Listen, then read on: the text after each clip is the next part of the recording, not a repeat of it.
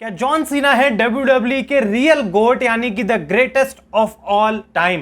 ये एक ऐसा टॉपिक है जो कि अगर मैं किसी से भी पूछता हूं, अगर ये क्वेश्चन मैं आप लोगों से पूछूंगा तो हर कोई बोलेगा यस या नो, या फिर आप लोग अपना गोट बताएंगे कौन है।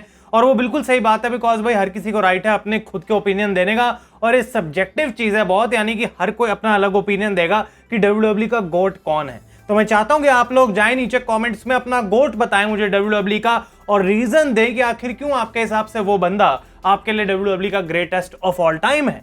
लेकिन आज की इस वीडियो में हम बात करने वाले हैं कि क्या रियली जॉन सीना वो बंदा है जो कि ग्रेटेस्ट ऑफ ऑल टाइम माना जाना चाहिए WWE के लिए। कुछ रीजंस हम बात करेंगे और फिर वीडियो के एंड में मैं आपको बताऊंगा क्या जॉन सीना मेरे गोट हैं या फिर नहीं, और जो मेरा गोट है वो क्यों है, और डेफिनेटली उसके बारे में हम बात करेंगे। तो आप वीडियो को एंड तक जरूर देखते रहें। चैनल पे नया तो सब्सक्राइब कर लें guys, because the content will just keep getting better on wrestle India. मैं हूं आयुष और अब स्टार्ट करते हैं हम इस वीडियो को, बिकॉज ये जॉन सीना का जो रिटर्न था मनी इन द बैंक के अंदर और अनाउंसमेंट कि वो रिटायरमेंट लेने वाले WWE से, वो सिर्फ अपने करंट रेसलिंग फैंस के लिए नहीं बल्कि सारे WWE के पुराने फैंस, अब जो नए देखने जिन्होंने शुरू किया है, जो देखते भी नहीं है कभी भी, जो जॉन सीना को कैसे ना कैसे जानते हैं, वो ये बात को देख के जरूर उसकी तरफ अपनी अटेंशन दे रहे हैं कि जॉन सीना का करियर जो है वो WWE में खत्म होने वाला है और 2025 जॉन सीना का लास्ट ईयर होगा in the WWE।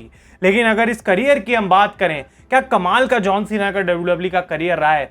16 time world champion बने हैं और टोटल 25 टाइम्स चैंपियनशिप इन्होंने WWE में कैप्चर करी है, अगर सारी टाइटल विक्ट्रीज को हम कंबाइन कर दें। और मजे की बात यह है कि अगर आपने रूथलेस एग्रेशन की मेरी सीरीज देखी है चैनल के ऊपर, वहां पे हमने तो बिल्कुल डिटेल में बात करी थी इस बारे में। लेकिन हम जानते हैं कि एक पॉइंट पे जब कुछ नहीं हो रहा था WWE का और WWE को कुछ नया कुछ फ्रेश चाहिए था, और विंस मैकमैन ने एक ओपन चैलेंज दिया था पूरे रोस्टर को कि कौन आएगा आगे और कौन दिखाएगा मुझे वो रूथलेस अग्रेशन। जॉन सीना ने अपना कदम आगे बढ़ाया और उन्होंने अपने दिमाग में बात सोच ली कि मैं अकेला ही काफी हूं इस कंपनी को आगे लेकर जाने के लिए, और द रेस्ट इज हिस्ट्री।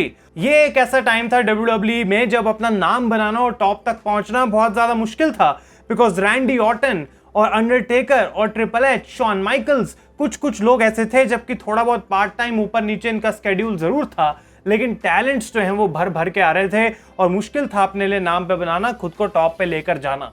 और एक और चीज जो जॉन सीना के केस में बिल्कुल भी ट्रू नहीं है, वो ये कि उनके कोई टाइज नहीं थे डायरेक्टली, उनके कोई लिंक्स नहीं थे जो उनको WWE में सीधा लेके आ जाए। फॉर एग्जांपल और बहुत सारे रेसलर्स जैसे कि Randy Orton, Cody Rhodes, etcetera etcetera, जो कि किसी लेजेंड के बच्चे हैं, जिनको WWE तक का वो एक्सेस काफी इजीली मिल जाता है कि अगर उनके पेरेंट्स उनको वहां तक लेकर जाना चाहते हैं तो एटलीस्ट उनके पास कनेक्शन तो है, भाई विंस को कॉल तो कर सकते हैं। लेकिन जॉन सीना के पास वो भी चीज नहीं थी।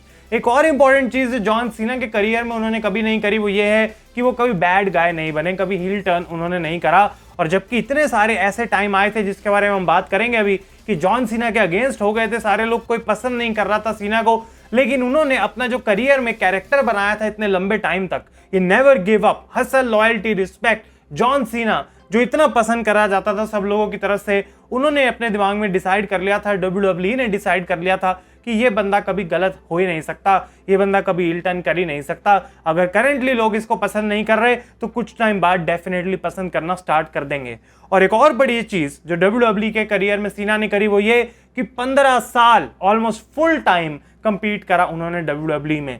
जैसे अब कोडी रोड्स, सेथ रॉलिंस का स्केड्यूल हमें देखने को मिलता है कि हर लाइव इवेंट में जा रहे हैं, हर PLE में लड़ रहे हैं, हर रॉ स्मैकडाउन में कंपीट कर रहे हैं, आ रहे हैं, प्रोमोस कट कर रहे हैं। वैसे ही जॉन सीना उस पॉइंट पे कर रहे थे, लेकिन 1, 2, 3 साल के लिए नहीं, 15 साल के लिए इस बंदे ने वही चीज करी, on the road every single time, every single week. और WWE के लिए जितना बेस्ट ये बंदा कर सकता था, जगह जगह पे अपीयरेंसेस दे सकता था, टेलीविजन कर सकता था, वो सारी चीजें करी, मीडिया की कॉल्स करी, और वो सब किया तभी पॉसिबल हो पाया ये जॉन सीना बनना। और एक चीज जो कमाल बनाती है, जो सेपरेट करती है जॉन सीना को और बहुत सारे लोगों से, वो है उनकी मर्चेंडाइज।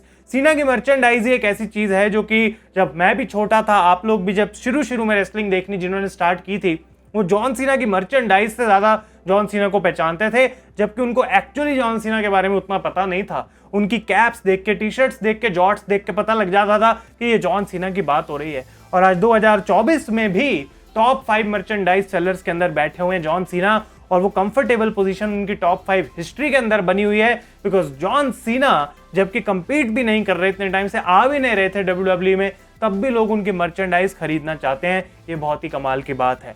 अब एक और चीज, जैसा कि मैंने बात करा, सीना एक ऐसा कैरेक्टर नहीं है WWE में जो हमेशा से पसंद ही करते हैं लोग जिसको, और वो टॉप पे ही रहा और लोग खुश थे। एक पॉइंट ऐसा आ गया था जब जॉन सीना को इतनी ज्यादा हेट मिल रही थी, इतनी ज्यादा बू हो रही थी, कि वही जॉन सीना के लिए जो है अपना कैरेक्टर बन गया था कि मैं इन लोगों को, अगर मुझे बू करते हैं, अगर मुझे उल्टा बोलते हैं, मुझे फर्क नहीं पड़ता, लेकिन अगर 10% लोग भी जो हैं वो मेरे को पसंद करते हैं, उनके लिए मैं हर हफ्ते यहाँ पे आऊंगा। और जो लोग मुझे हेट भी करते हैं, बू भी करते हैं, वो ये चीज मना नहीं कर पाएंगे कि एक्चुअली में मैं कितना बढ़िया हूं। तो जॉन सीना के कैरेक्टर में, गिमिक में ये बात जरूर थी, इस बात का घमंड था कि मैं बहुत अच्छा हूं और मैं ऐसे ही करता रहूंगा, मैं ऐसी चैंपियनशिप्स को जीतता भी रहूंगा। और WWE ने इस चीज का जवाब भी दिया और एक्सट्रीम पुश जिसको कहते हैं वो देती रही जॉन सीना को। जो रोमन रेंस का बेबी फेस पुश हमें देखने को मिला, उससे भी 5 टाइम्स ज्यादा ये पुश था इजीली, बिकॉज जॉन सीना और विंस मैकमैन के दिमाग में ऐसा था कि हमें भाई ये 2 चीज चाहिए और WWE किसी भी 7वें आसमान तक पहुंच जाएगी। सीना और विंस अगर हैं, और अगर सीना मेन इवेंट कर रहे हैं, तो WWE का पेपर व्यू ऑलरेडी एक अच्छी चीज मानी जाती थी इंटरनली WWE क्रिएटिव के अंदर। लेकिन उनको, जबकि बच्चे और लड़कियां, विमेन, ये सेगमेंट बहुत पसंद करता था, जॉन सीना को मेल सेगमेंट से उतना ही ज्यादा हेट भी मिलता था अपने प्राइम में, बिकॉज उनको पता था कि हमें एक चेंज चाहिए। भाई इतना टाइम हो गया, जॉन सीना कब तक टॉप पे रहेगा।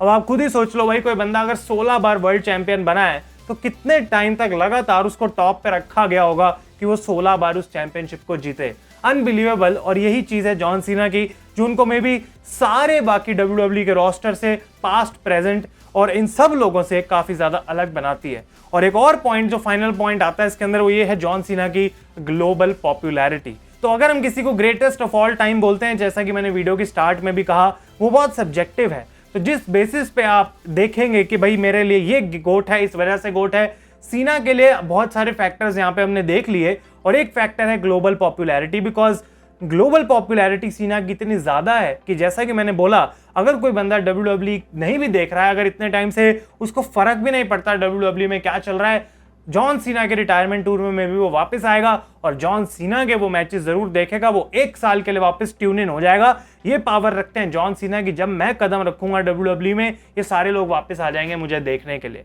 आई डोंट नो कि कौन जॉन सीना के अलावा ऐसा बंदा है जो इतने लंबे टाइम तक इतनी presence with the fans outside and inside the ring बना के रख चुका है। और इसी वजह से माइकल कोल कमेंट्री के ऊपर, और इसी वजह से और बहुत सारे लोग WWE के अंदर जॉन सीना को रिकॉग्नाइज करते हैं as the greatest of all time. तो ये जो चीजें हैं भाई, इतना बढ़िया रिज्यूमे, CV बना देती हैं जॉन सीना का कि आर्ग्यू करना बहुत मुश्किल हो जाता है, डिबेट करना बहुत मुश्किल हो जाता है कि नहीं भाई सीना से भी कोई बेटर है। और सबके अपने फैक्टर्स होते हैं, और उसी वजह से अब मैं आपको जवाब दूंगा यस और नो का। और मेरे लिए कॉन्ट्रोवर्शियल हो सकता है, आफ्टर ऑल दिस रीजंस जो हमने अभी डिस्कस करे, मेरे लिए John Cena greatest of all time नहीं है। बिकॉज ऑनेस्टली जॉन सीना को जब से मैंने स्टार्टिंग में देखा, मुझे पता था कि ये मेन बंदा है, यही सब कुछ है WWE के लिए, लेकिन मैं कभी वैसे रिलेट नहीं कर पाया जॉन सीना से। जॉन सीना के जो रेसलिंग मैचेस थे मुझे कभी उतने ज्यादा अच्छे नहीं लगे स्टार्टिंग टाइम पे, जबकि धीरे धीरे विद टाइम सीना ने बहुत अपने आप को इंप्रूव करा। हर मैच जॉन सीना का जो बड़ा मैच होता था, लगता था कि एक पॉइंट पे एक ही तरीके से बुक करा जाएगा, एट द एंड सीना अपना कमबैक करेंगे और जॉन सीना इस मैच को जीत जाएंगे। और वो चीज मुझे क्या, बहुत सारे और लोगों को भी पसंद नहीं आती थी। लेकिन ये कुछ ही फैक्टर्स हैं, और जॉन सीना इसकी वजह से मेरे लिए ग्रेटेस्ट ऑफ ऑल टाइम नहीं है, बल्कि WWE की टॉप 10 टॉप 5 लिस्ट में वो जरूर मेरे लिए आते हैं। लेकिन मेरा ग्रेटेस्ट ऑफ ऑल टाइम शायद आप लोगों को ऑलरेडी पता हो, और मैं जैसे कि बोल रहा हूं, आपके भी मैं ओपिनियंस जानना चाहूंगा कमेंट्स में, लेकिन वो है द अंडरटेकर। बिकॉज उस बंदे की जो चीज है, जो मिस्ट्री है, वो पूरे करियर में बनी रही। वो एक्चुअली में बिहाइंड द सीन्स क्या है, वो उसके रिटायरमेंट के बाद हमें जानने को मिला। वो एक चीज ऐसी मुझे लगी उस बंदे के बारे में जो बहुत ज्यादा हमें रिलेट करवाती है उस कैरेक्टर से। अंदर हम घुस जाते हैं अंडरटेकर के कैरेक्टर के, और वो बहुत कम सुपरस्टार्स अपने करियर में कर पाए हैं। सीना की तरह अंडरटेकर ने भी काफी अपनी लॉयल्टी WWE को दिखाई, कभी इधर उधर देखा भी नहीं, और उन्होंने कंटिन्यूसली परफॉर्म करते रहे WWE के लिए। एक ऐसी स्टेज पे भी आके जब अपनी बॉडी जो है उनके अलाउ नहीं कर रही थी, लेकिन उसको भी ना करके उन्होंने WWE के लिए compete करा है। और जबकि कुछ एंडिंग के मैचेस अंडरटेकर के डिसअपॉइंटिंग थे, लेकिन तब हम एक्सपेक्ट भी नहीं कर रहे थे अंडरटेकर को कि वो परफॉर्म करें, लेकिन तब भी उन्होंने वो चीज करी। मेरे लिए सिर्फ जो कैरेक्टर है, जो गिमिक है अंडरटेकर का, और जो प्रेजेंस है, जो आइकॉनिक मैचेस हैं, जो रेसलमेनिया की स्ट्रीक है, ये सारे फैक्टर्स मिलके और ऑब्वियसली उनके रिटायरमेंट के बाद जो बिहाइंड द सीन्स मार्क कैलवे नाम का बंदा हमें जानने को मिला, उन सब की चीजों की वजह से मेरे लिए the Undertaker is the greatest of all time, क्योंकि वो सबसे यूनिक गिमिक है, एक ऐसा गिमिक है जो मेरे हिसाब से कभी डुप्लीकेट नहीं हो सकता, क्योंकि कोई भी उसको डुप्लीकेट करेगा लोग अंडरटेकर से कंपैरिजन करेंगे और वहीं पे वो बंदा हार जाएगा। क्या आपको लगता है कि कोई अंडरटेकर का गिमिक कभी डुप्लीकेट करके उस लेवल तक पहुंच सकता है? आई डोंट नो, लेकिन अंडरटेकर एक वो भी बंदा है जिसने साथ के साथ इतने सालों में अपने इस कैरेक्टर को इनोवेट करा, चेंज करा, धीरे धीरे अपग्रेड करा, जबकि John Cena was stuck to the same character. आप लोग अपने ओपिनियंस बताएं मुझे नीचे कमेंट्स में कि आपका रियल गोट WWE का कौन है गाइस। तब तक के लिए thank you so much for watching. अगर ये वीडियो पसंद आई है तो इसे लाइक करें। मैं हूं आयुष और आप देख रहे हैं रेसल इंडिया।